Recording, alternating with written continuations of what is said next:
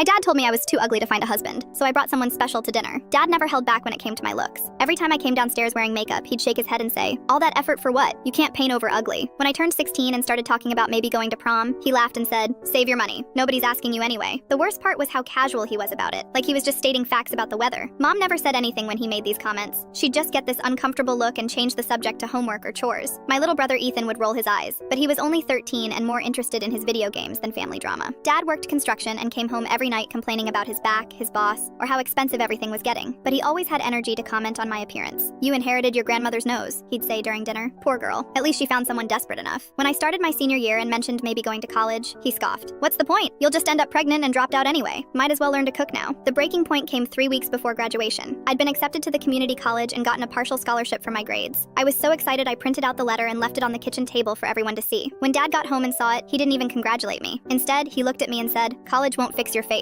You're still going to be too ugly to find a husband. Better learn a trade that doesn't require dealing with people." That night, I called my friend Jake from chemistry class. We'd been lab partners all semester, and he was one of those guys who was genuinely nice to everyone. He never made me feel weird or ugly like other guys did. "Want to help me prove my dad wrong about something?" I asked him. He didn't even ask what it was before saying yes. The plan was simple. Jake would come to Sunday dinner and pretend to be my boyfriend. I coached him on little details about our fake relationship. We'd been dating for 2 months, met in chemistry class, and he was planning to study engineering at the state university. Jake was actually really good looking, played soccer, and had this confidence that made everything seem easy. Sunday came, and I spent extra time getting ready. Not because I thought it would make me pretty, but because I wanted Dad to see I'd made an effort. Jake showed up right on time wearing khakis and a button-down shirt, carrying flowers for Mom like I'd suggested. When I introduced him as my boyfriend, Dad's face went completely blank. During dinner, Jake was perfect. He complimented Mom's cooking, asked Dad about his construction work, and even played video games with Ethan afterward. He held my hand at the table and called me beautiful twice, once when he thought Dad was listening. Every time Dad tried to make one of his usual comments about my appearance, Jake would jump in with something positive. "I love how Jenna always knows exactly what she wants," Jake said when Dad mentioned I was too picky about restaurants. "She has great taste." When Dad brought up my unfortunate features, Jake looked genuinely confused and said, "Are we talking about the same person? I think she's gorgeous." The kicker came when Jake was leaving. He kissed my cheek in front of everyone and said, "See you tomorrow, beautiful." After his car pulled away, I found Dad standing in the kitchen looking completely lost. "Where'd you find him?" he asked quietly. "Chemistry class," I said. "Turns out some people actually think I'm worth dating." Dad nodded slowly, not meeting my eyes. He seems like a good kid. The next morning at breakfast, Dad was different. Instead of his usual comment about my hair or clothes, he asked if I wanted him to drive me to school. "Jake's picking me up," I said. Dad nodded and went back to his coffee. Jake and I kept up the fake relationship for 3 more weeks until graduation. He was such a good sport about it that we actually became real friends.